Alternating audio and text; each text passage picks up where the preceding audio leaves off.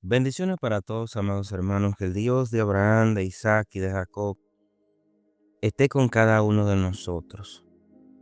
En el nombre poderoso de Yeshua el Mesías. Hoy nos toca el Salmo 81. El Salmo 81 es un salmo festivo. Fue compuesto por Asaf.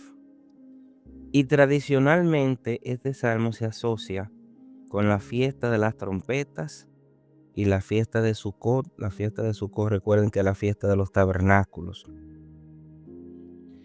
Empieza con una celebración muy alegre y estruendosa, pero cerca de la mitad, esa alegría, ese estruendo cambia, hay un cambio dramático, porque ahora Dios es el que toma la palabra y no te habla de una alegría, sino de un lamento.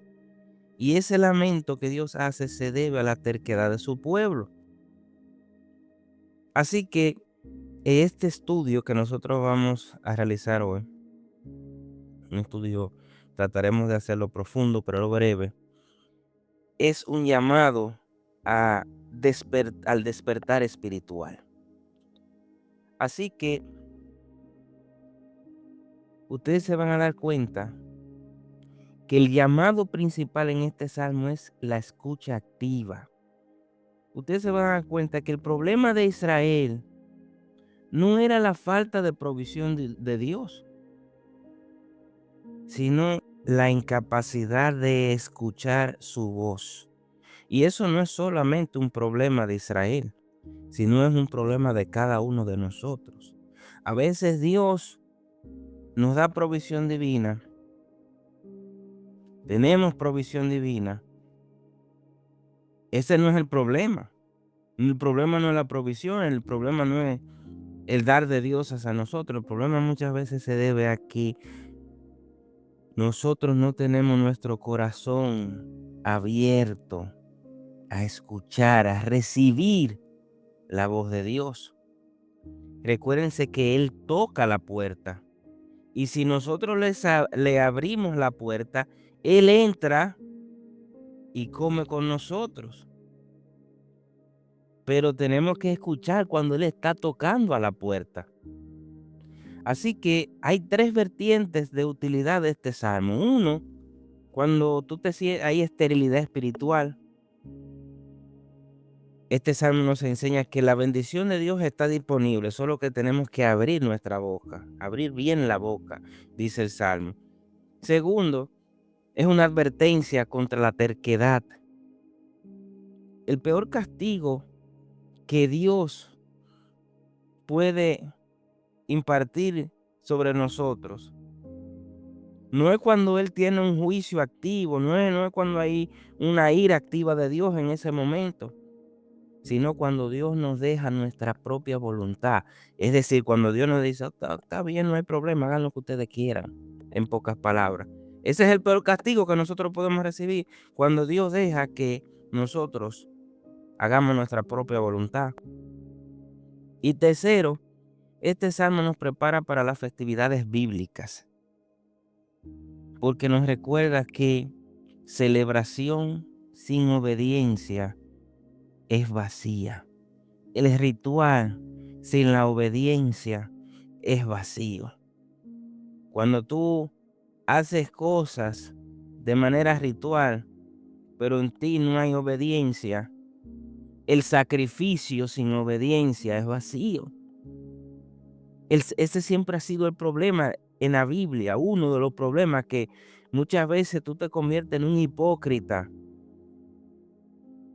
Muchas veces tú te conviertes en que todo el ritual en la iglesia, que la música, que la hora de la ofrenda, etcétera. Esa es la parte ritual. Pero ¿y tu obediencia dónde tú la dejas? Tu amor a Dios y tu amor al prójimo, ¿dónde tú lo dejas? Entonces, si no hay amor en ti, si no hay obediencia en ti, todo lo demás es vacío, amado hermano. Le pasó a Israel en muchas ocasiones en las Sagradas Escrituras. Y nos pasa hoy a nosotros de manera individual y de manera colectiva dentro de la iglesia. Así que vámonos a leer el Salmo. Del verso 1 al 3 dice: Cantad con gozo a Dios, fortaleza nuestra, entonad canción y tañed el pandero, el arpa deliciosa y el salterio. Tocad la trompeta en la luna nueva, en el día señalado, en el día de nuestra fiesta solemne. Fíjense que ahí te da una orden de tocar la trompeta, de tocar el chofar. ¿Cuándo? En la luna nueva, en Rosh Hodesh. Porque te está apuntando al inicio del mes de Tisrei, que es el séptimo mes en la Biblia. Ahí comienza el año nuevo bíblico. Pero fíjense algo, el sonido del chofar no es solo por tema de música. El chofar es una alarma espiritual para que nuestras almas despierten. ¿Despierten de qué? A veces nuestras almas se duermen en el pecado y Dios suena el chofar para que nuestras almas que están dormidas se levanten y se arrepientan. Ese es el simbolismo, uno de los simbolismos detrás del chofar en las Sagradas Escrituras. Actívate, mi hijo, levántate, mi hijo, arrepiéntete, deja tu mal camino. Dios está aquí. Versos 4 y 5, porque estatuto es de Israel, ordenanza del Dios de Jacob. Lo constituyó como testimonio en José cuando salió por la tierra de Egipto. Las fiestas bíblicas nunca fueron sugerencias, amados hermanos. O de que si tú quieras, no. Las fiestas bíblicas son lo que se conoce como juquín, son estatutos, son decretos del rey. Porque son citas divinas. Dios te dice: hoy a esta hora, en este día, en este momento, yo me voy a reunir contigo y vamos a hacer tal cosa. Si el médico te dice: Pedro Juan, la cita es martes a las 9 de la mañana, ese es el día que yo te puedo recibir.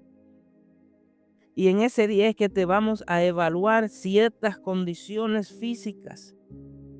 No puede faltar porque ese es el día que están disponibles los equipos para hacerte la evaluación. Eso mismo es lo que pasa con las fiestas bíblicas.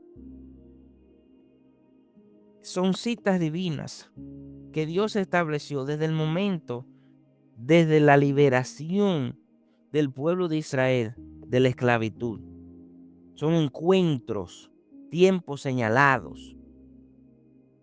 Si tú no vas a esa cita, si Israel no iba a esa cita, había problema. No recibía lo que se supone que debía recibir. Si tu médico te llama y te da una cita para tal día, para tal hora, y tú no vas, no vas a poder recibir porque ese día era que estaban los equipos disponibles.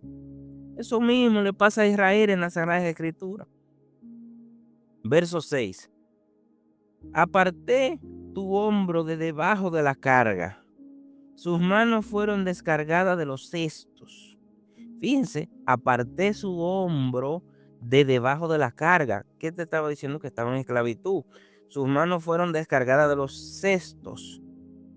Aquí Dios está hablando en primera persona. Le está recordando a los israelitas la esclavitud de Egipto, cuando hacían los ladrillos. Espiritualmente, Dios es el que quita ese peso aplastante. Dios es el que le quitó la carga a Israel, esa esclavitud. Dios es el que nos quita a nosotros el peso aplastante del pecado y del afán de nuestros hombros. Yeshua dice: venid a mí todos los que estáis cansados. Ese es el mensaje de Yeshua. Venid a mí todos los que estáis trabajados y cargados, y yo os haré descansar. Dice Mateo 11:28. Dios sacó a Israel de Egipto, lo liberó, le quitó ese peso. Verso 7. En la angustia clamaste y yo te rescaté. Te respondí en los secretos del trueno. Te probé junto a las aguas de Meribá. Selah. Recuérdense que la es una pausa meditativa. Cuando te habla ahí los secretos del trueno, Seter Rahan en hebreo, es una alusión majestuosa recuérdense, esa nube que envolvió el monte Sinaí con los truenos. Pero también te puede estar hablando de la nube que iba con ellos en el desierto, esa columna de nube. Fíjense que en todos esos momentos Dios estuvo oculto, pero activo. Cuando Dios estaba en el Sinaí, en esa nube, estaba oculto, pero estaba activo. Cuando Dios estaba en la columna de nube, estaba oculto, pero estaba activo. Y ahí también te menciona las aguas de Meriba. Recuérdense que en Meriba fue el lugar donde Israel murmuró por el tema de la falta de agua.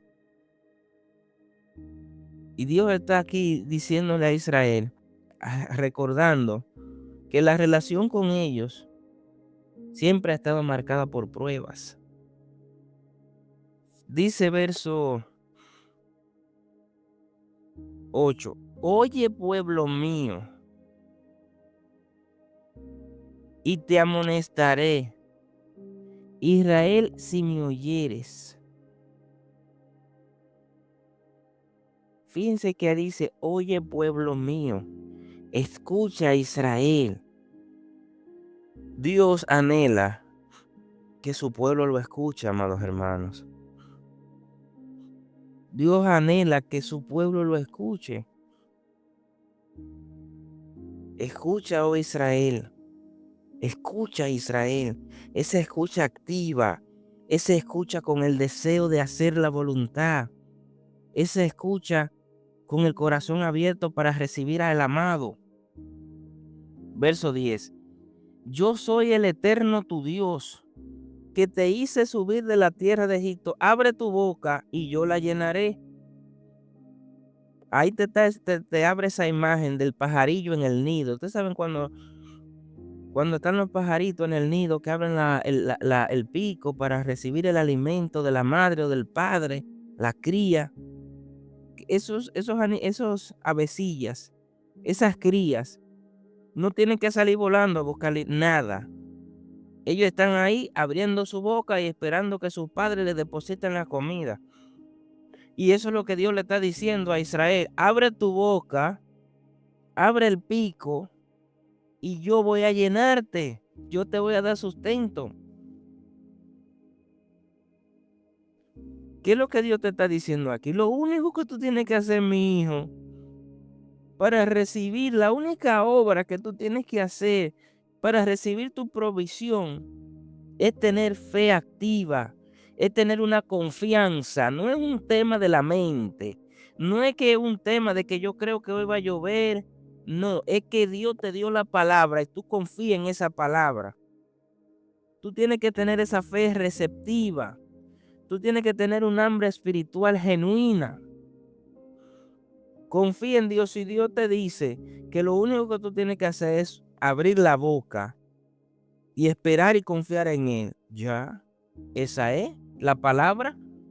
Fíjense que tiene que haber un precedente, un antecedente, mejor dicho. Tiene que haber antecedente. Y el antecedente es lo que Dios te está diciendo. No lo que yo me invento en mi mente, porque es que a veces, en muchas ocasiones, en la iglesia le enseñan a la gente un tipo de fe, una fe griega, una fe que se basa en creer en lo que tú quieras y eso se te va a dar. Eso es brujería. Piensa lo que tú quieras y eso no. Es lo que Dios te dice. Si tú vas a las Sagradas Escrituras y tú ves a Dios y Dios está hablando y Dios dice, tú tienes que hacer esto, tú tienes que hacer lo otro. En este caso, abre tu boca, confía en mí. Eso es fe. Esa es la fe. Abre tu boca y confía en mí. Ahí está la palabra, la semilla y la palabra, ahí está. Verso 11 y 12. Pero mi pueblo no oyó mi voz, e Israel no me quiso a mí. Los dejé, por tanto, a la dureza de su corazón. Caminaron en sus propios consejos. Ese es el peor castigo, amados hermanos. Ese es lo más aterrador que puede pasar en la vida del pueblo y del individuo. El juicio más difícil de Dios, el más severo, no es cuando Él manda fuego del cielo, sino cuando Dios nos abandona nuestra propia terquedad. Se dice Sherirut Livan. Cuando tú insistes en tu pecado, Dios te está diciendo, mi hijo, deja eso, no lo siga haciendo eso. Y tú sigue y sigue. Y Dios dice, Dios lo que puede dice, no, pues está bien. Yo me voy a retirar a lo que tú quieras, que se haga tu voluntad, mi hijo. Ese es el peor, lo peor que nos puede pasar a nosotros eso. Así que no debemos caer en ese tipo de cosas. Fíjense lo que dice Pablo en Romanos 1:24. Por lo cual también Dios los entregó a la inmundicia en las concupiscencias de sus corazones. Cuando Dios te deja tu propia voluntad. Cuando Dios te deja, no está bien. Tú quieres vivir en tu inmundicia. Tú quieres seguir haciendo eso malo que tú estás haciendo. Tú quieres, no hay problema, mi hijo. Haz lo que tú quieras. Ese es el peor pecado. Ese es el peor castigo. Ese es lo peor que nos puede pasar a nosotros. Literalmente, eso es lo peor que puede pasarnos a nosotros. Cuando nosotros seguimos de cabeza dura y Dios nos deja a que hagamos nuestra propia voluntad. Ustedes ven todo esto que está pasando en muchos círculos, en muchas familias, en muchas personas, en muchos países. Dios es muy claro. Dios es muy claro. Por eso dice que al final de los tiempos se amontonarán alrededor de ciertos individuos que lo que le van a estar enseñando es fábulas a las personas y haciéndolo. Y esa gente son las que más atraen, porque eso es lo que está en el corazón de todo ese tipo de individuos. No, Dios lo que dice, mire, yo estoy claro, yo soy claro, mire, la palabra está escrita aquí. Esta es la palabra. Ustedes lo que tienen que hacer es estudiarla y meditarla y profundizar en ella. Ahora, si ustedes quieren irse a escuchar fábulas y cuentos de otras personas, no, pues váyanse para allá. Ustedes van a pagar su propia, ustedes van a pagar la consecuencia de eso. Sigan por ahí, por su mal camino. Verso 13 al 14. Oh, si me hubiera oído mi pueblo, si en mi camino hubiera andado Israel, en un momento habría yo derribado a sus enemigos. Aquí hay siéntanos lo que Dios le está diciendo. Ahí hay mucha emoción. Dios se está lamentando como un padre. Si me hubiera oído mi pueblo, Dios quiere que lo oigan. Si en mis caminos hubiese andado Israel, Dios no le gusta estar disciplinando. Dios lo que quería es siempre ha querido dar la victoria en los momentos donde hay que darla. Pero la desobediencia de Israel en este salmo te está diciendo que retrasó sus propias bendiciones. En muchos círculos le gusta mucho señalar el tema de Israel. Israel todavía anda por ahí, los hijos de Jacob andan por aquí. Porque Israel siempre ha tenido un ciclo de bajas y de altas, siempre se ha mantenido. Y eso pasa con nosotros. Igualito, esa es la vida de nosotros, en alta y en baja, pero siempre Dios lo que ha querido es que lo escuchemos y que recibamos. Dice verso 16, le sustentaría Dios con lo mejor del trigo y con miel de la peña te saciaría. Wow, fíjense lo que está diciendo, con miel de la peña te saciaría. Miel de la peña de Bash Misela. ¿Por qué te está diciendo miel de la peña? Porque las abejas en el antiguo Israel a menudo hacían sus colmenas en las grietas de las rocas. Entonces, espiritualmente lo que te está diciendo aquí es que si nosotros obedecemos a Dios, Él va a extraer dulzura, es decir, miel, incluso de las situaciones más duras y áridas de nuestras vidas. Fíjense la poesía que hay aquí. Por más dura que esté nuestra vida y árida, en el momento más árido y duro que nosotros nos encontremos, Dios puede hacer que de esos lugares brote miel para sostenernos. Miren, para Dios nada es imposible. Fíjense lo que dice, que yo tengo que estar dispuesto a escuchar y obedecer a nuestro Dios.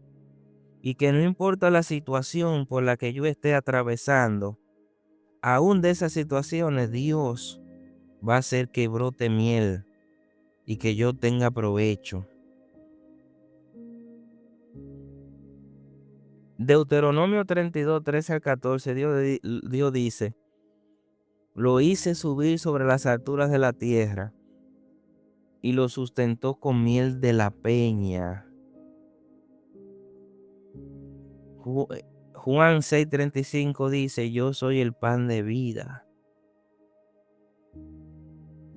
Miren, qué poderoso es este salmo.